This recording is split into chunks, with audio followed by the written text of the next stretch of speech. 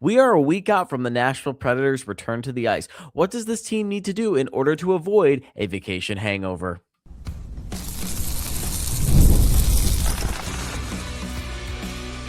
Your Locked On Predators, your daily podcast on the Nashville Predators, part of the Locked On Podcast Network, your team every day. What's up, everybody, and welcome to another episode of the Locked On Predators podcast, part of the Locked On Podcast Network, now the #1 sports podcast network.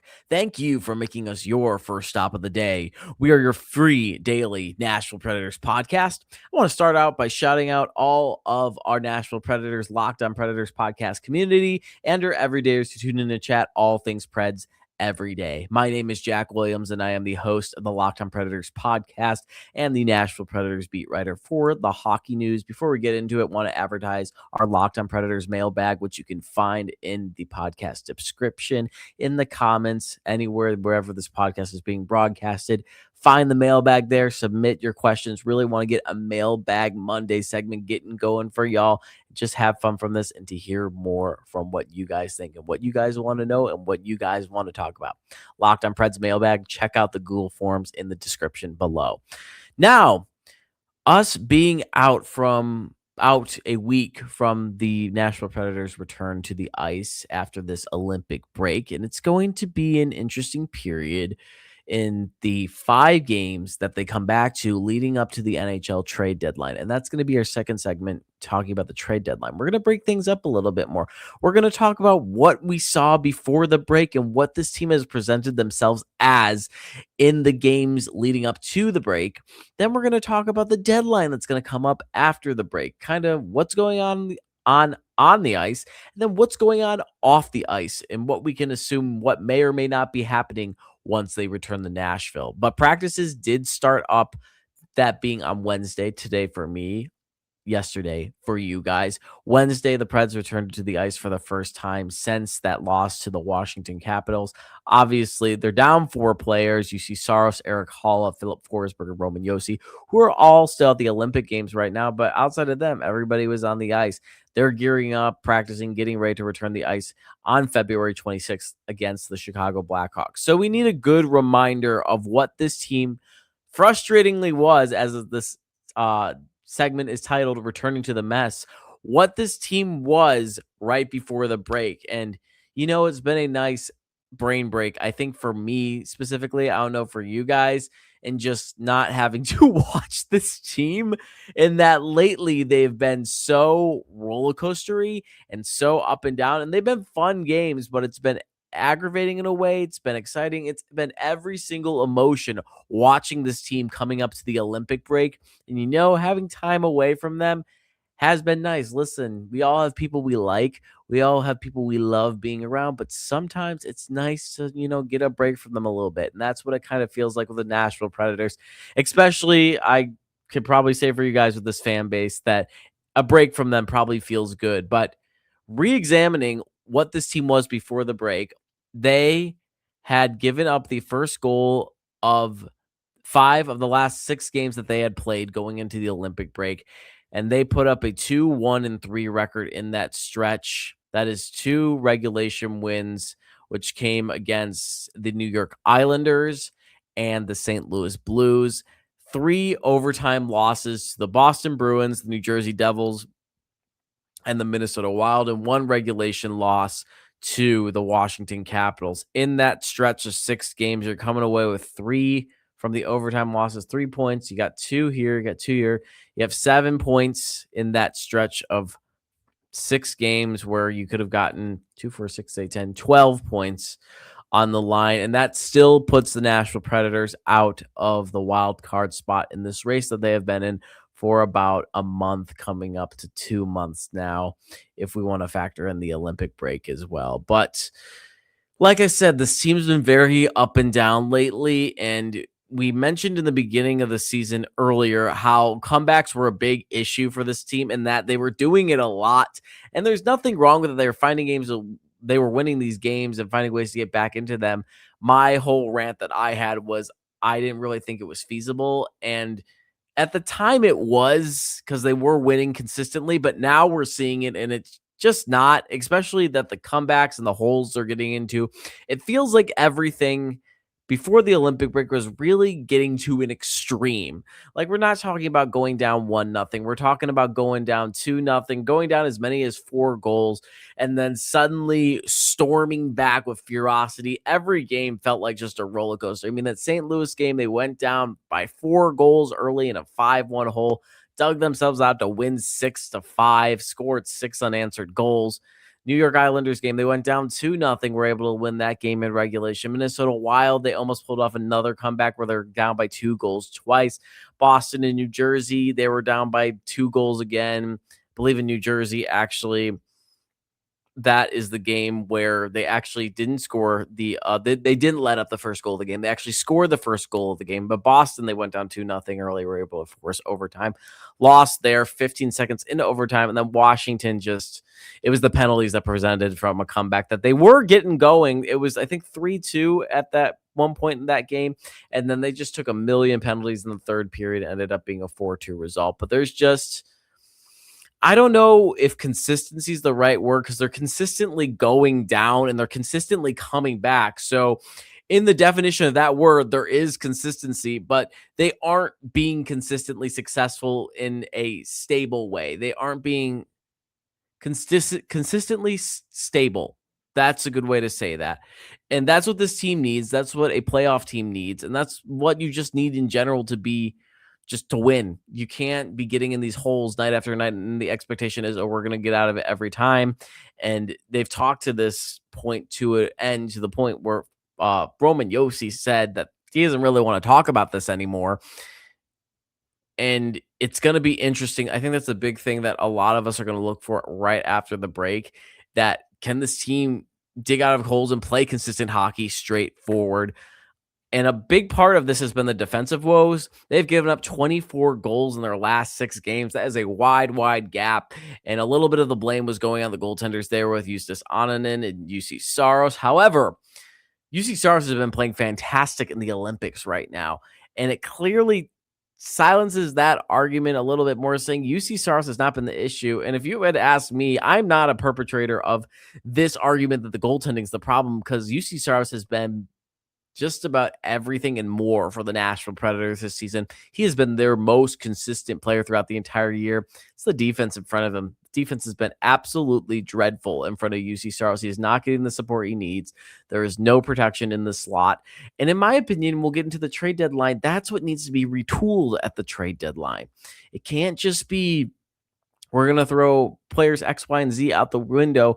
That really needs to be honed in on, cleaned up, and it can't just be Roman Josi doing everything every night. Yes, we've seen better performances from Brady Shea.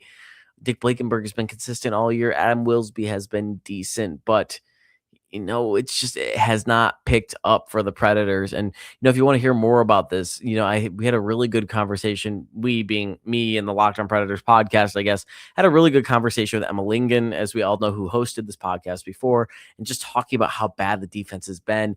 Nick Kaiser really broke this down a little bit more in another episode that we did about why the defense has been lacking off, especially from his perspective and being a defenseman. But it's been an issue. There have been some plus sides to the Predators, of course, that being Roman Josi, just the defensive consistency he's had to his game his entire career and all throughout the season.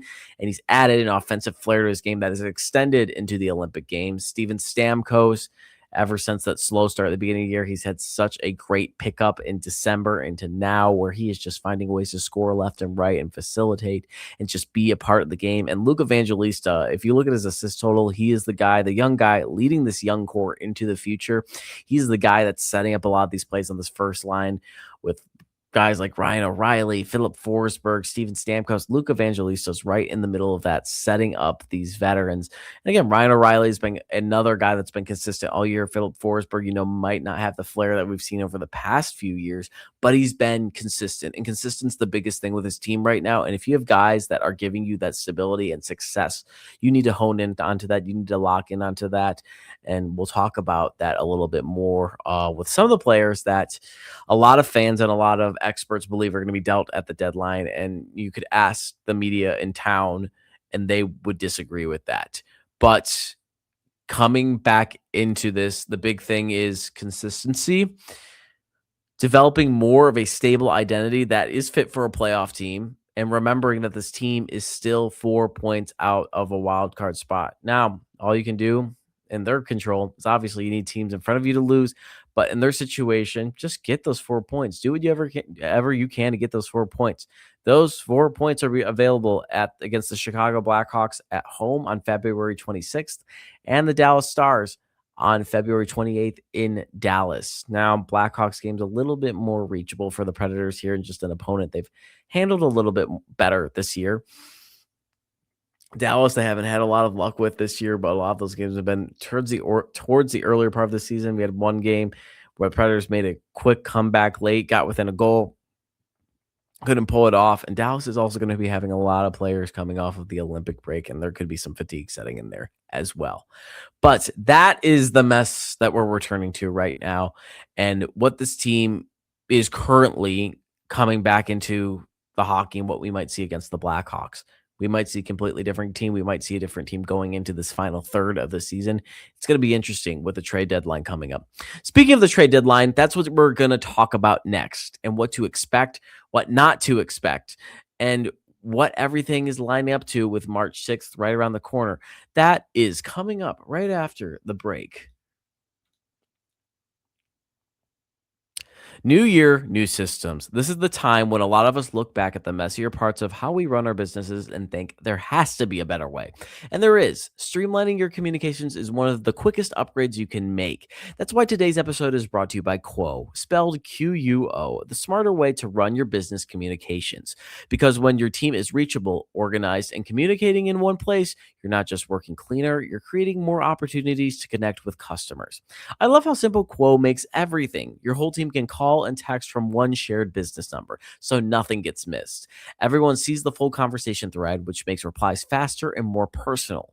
It works right from your phone or computer, and you can even keep your existing number. And Quo's smart AI tools automatically log calls, summarize conversations, and highlight next steps, so details never slip through the cracks. It's no surprise Quo is the #1 rated business phone system on G2, trusted by more than 90,000 businesses. From solo operators to growing teams, make this the year where no opportunity and no customer slips away. Try Quo for free, plus get 20% off your first 6 months when you go to quo.com/lockedonnhl. That's quo.com/lockedonnhl. Quo, no missed calls, no missed customers. So the deadline's looming. It's impending. It's coming. It's right around the corner. And that's what everyone's been really talking about when they're not talking about the Olympics and the Preds.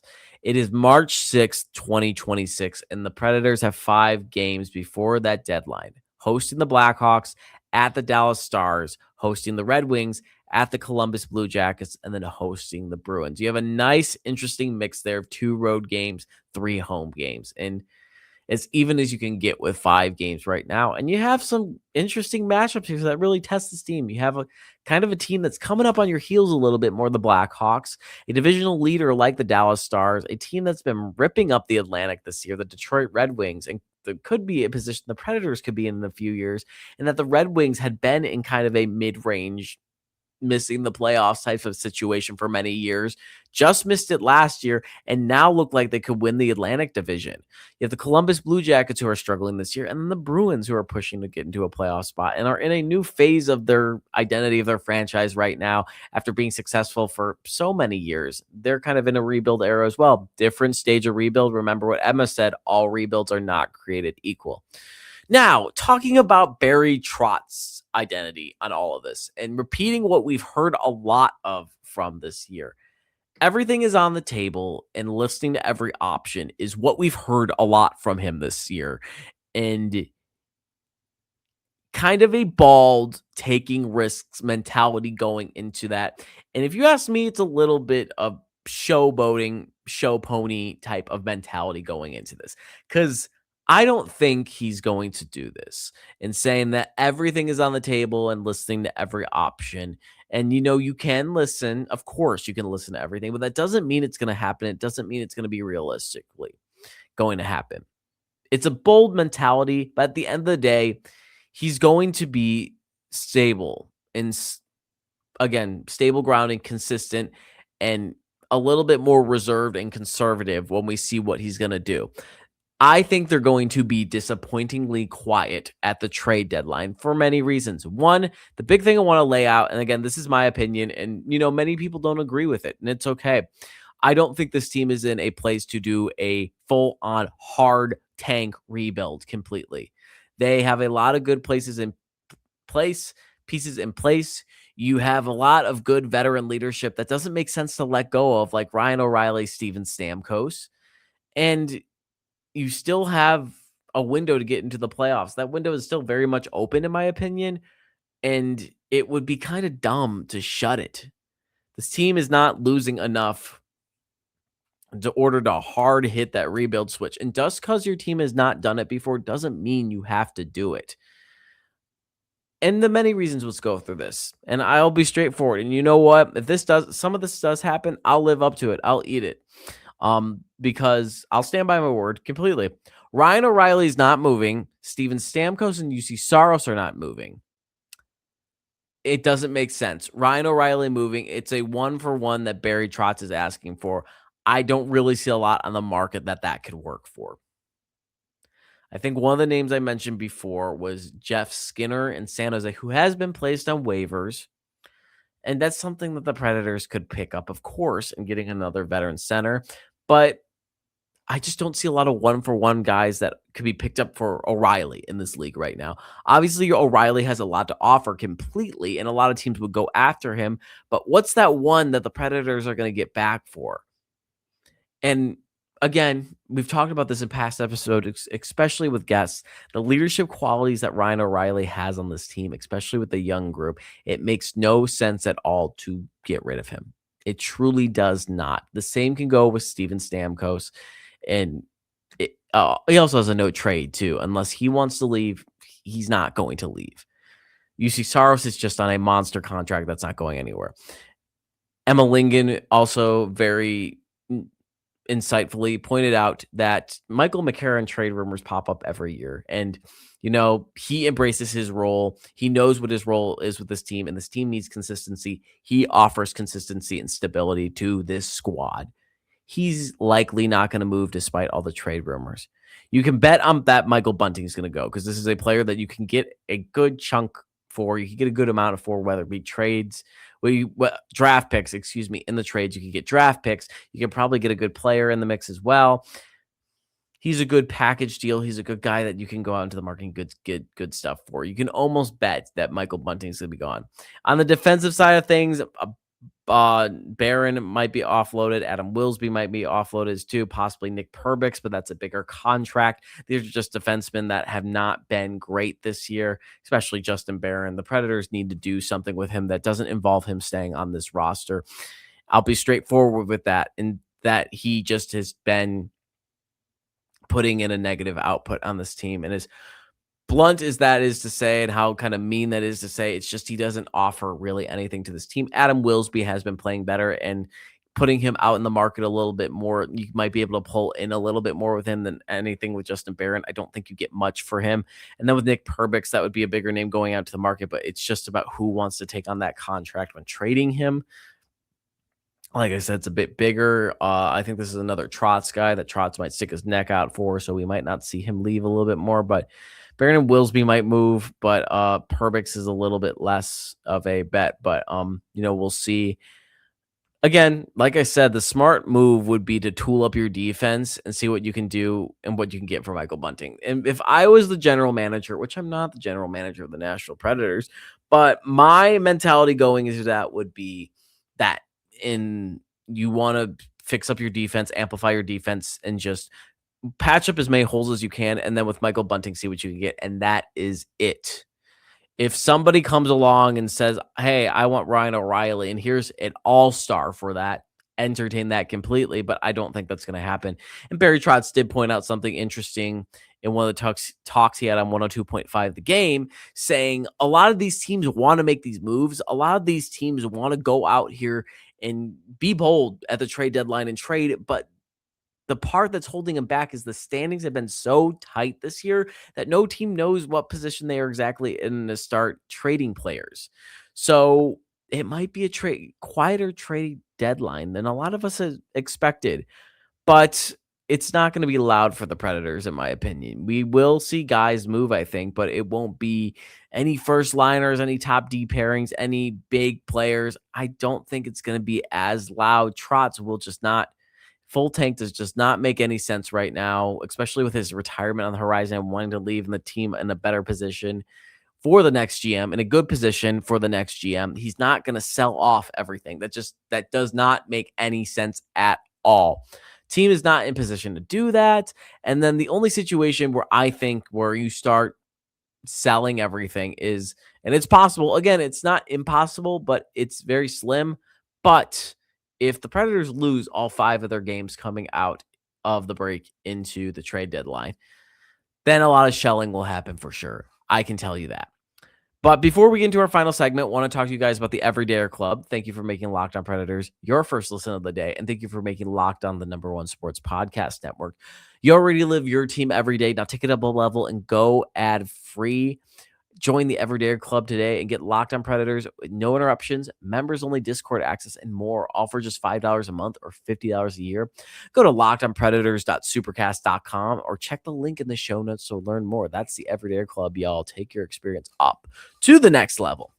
When we come back, we're going to do a little Olympic debrief to end the show. We're getting towards the end of the Olympic Games, and 2 more Predators had their Olympic dreams crushed on Wednesday. We'll talk about that, their impacts in the game, and who's still alive.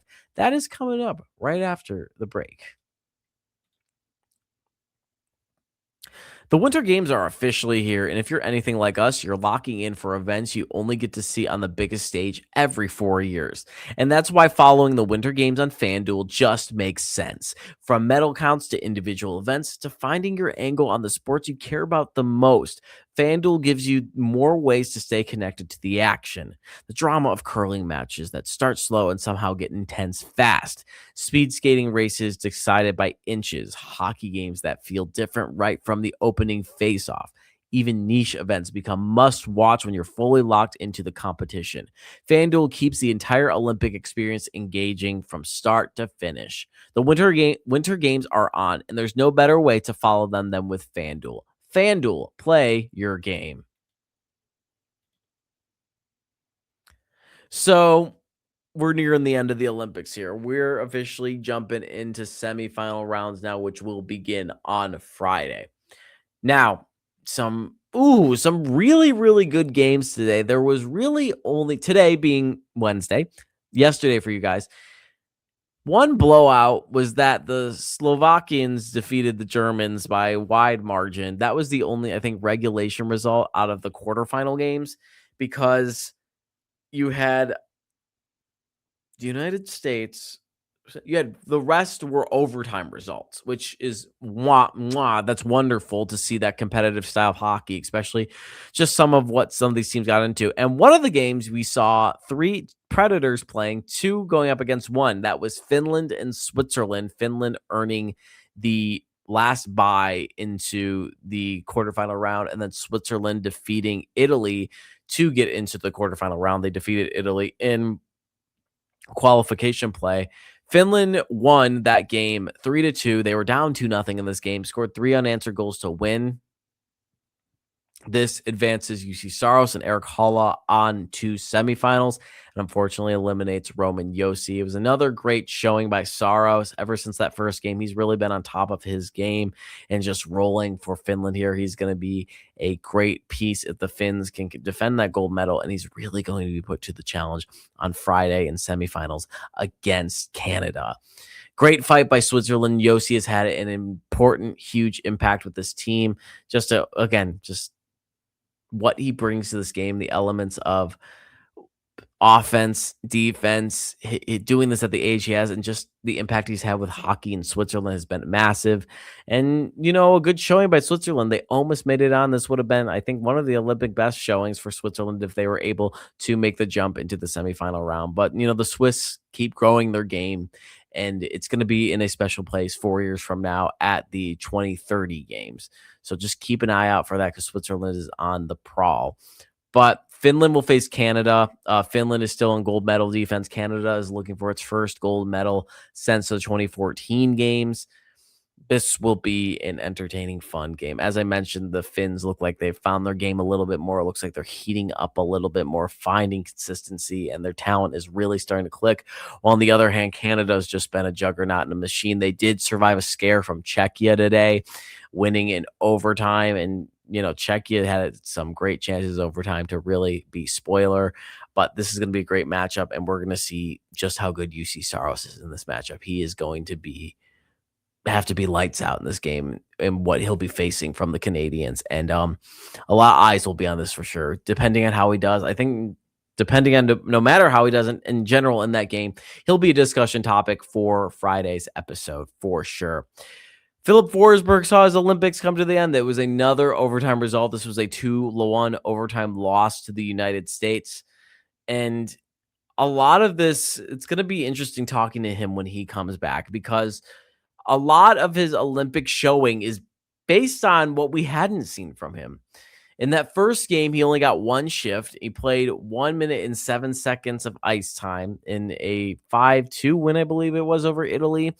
And then it was still limited in the loss to Finland. It climbed and he scored. It climbed a little bit more. Excuse me. He did not score his first goal in that game against Slovakia, but it climbed a little bit more. I believe he got his first point of the tournament in that game.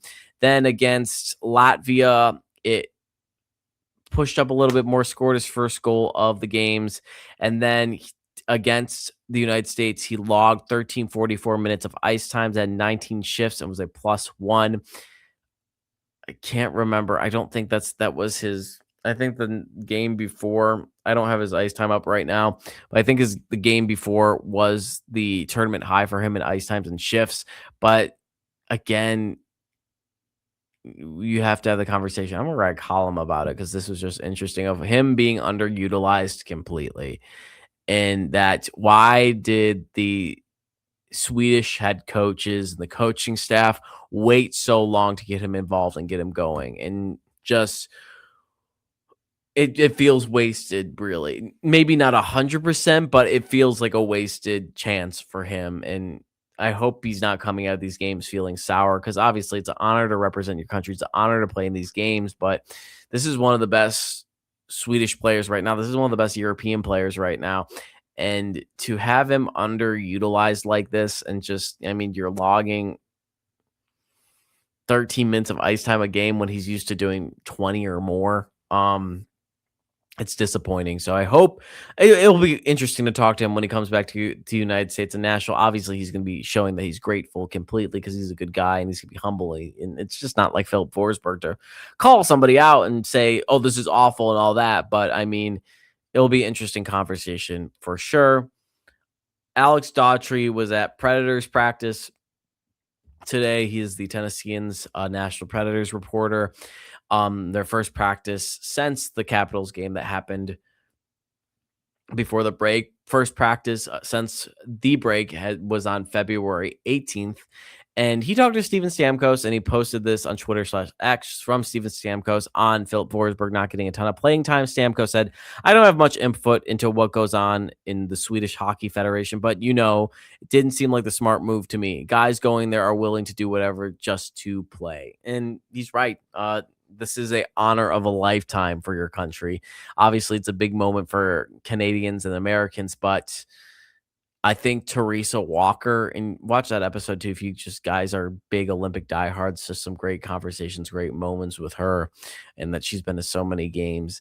But for Europeans, I mean, they don't have a national league over there where you don't grow up wanting to play for the Predators, or you grow up to play for the Maple Leafs or the Rangers or something like that. You grow up wanting to represent Team Sweden. You grow up wanting to represent Finland. You grow up wanting to represent your country. And then here in America and in North America, we're so used to every sports league here being the best in the world. And Americans, Canadians each are, fascinated with the idea of playing in that league. But overseas, that national presence is so much bigger. I mean, just watch the World Championships over there, the IIHF men's world championships, when it's in Europe a lot because those fans will show out for world championships where it's seen as a passing thought a little bit more, I think, to North Americans, just cause the guys who go to that game are the guys who got eliminated from the Stanley Cup playoffs or who had missed the playoffs. They go play in the world championships because it's held in like May and into June. And at that time, if you're one of the best, you're playing in the Stanley Cup finals and the Stanley Cup playoffs. So there's a deeper meaning for international hockey to the Europeans. And in Philip Forsberg's case, I mean, this is something he dreamed of his whole life. And, hopefully it wasn't a disappointing experience for him. And then one more note on the Olympic update before we end the episode here. The United States will play Slovakia in semifinals.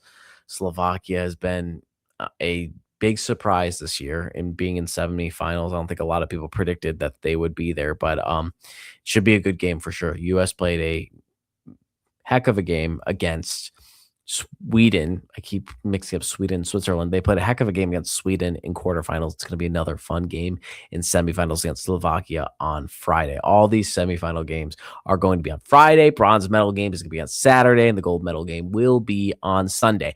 But that's all I got for you guys. Thank you for joining me for another episode of the Locked On Predators podcast. If you want to find out more of my ramblings, what's going on in my life, I am Jack G. Williams on Twitter/X. Jack Williams on the Hockey News Nashville Predators. If you guys are just interested on Locked On Predators, we're LO_Predators on Twitter, Facebook, and Instagram. We are Locked On Predators, just Locked On Predators. If you guys are interested, the Everyday Club, $5 a month, $50 a year, ad-free audio, access to members-only Discord access. You're taking your listening experience up to another level. Everyday Club, if you guys are interested, join in. And then one more time, that Preds mailbag. Check the description, check social media, check everywhere. That Google form, please fill it out and send in your questions. Love talking to you guys, love hearing your opinions, and want to make it part of the show for sure. But again, that's all I got. Thank you guys. Always appreciative of you. Always thankful for you guys. Love these conversations that we have. Love being a part of Locked On Predators. Love being locked on with you guys for about 30 minutes a day. As you guys notice, I'm getting better with keeping these around 30 minutes because we don't want to get too long. The big thing about this is we're giving you guys really easy to listen 30-minute podcasts. I'm going to stay true to that because you guys are faithful, awesome listeners. And, we want to make this early start to your day. Whoever listen today, take a 30-minute chunk out of your day, your break of the day. And I'm glad I could be the one to join you in entertaining with that. So again, thankful for you guys, grateful for you guys. And thank you for joining me for another episode of the Locked On Predators podcast. I will see you tomorrow.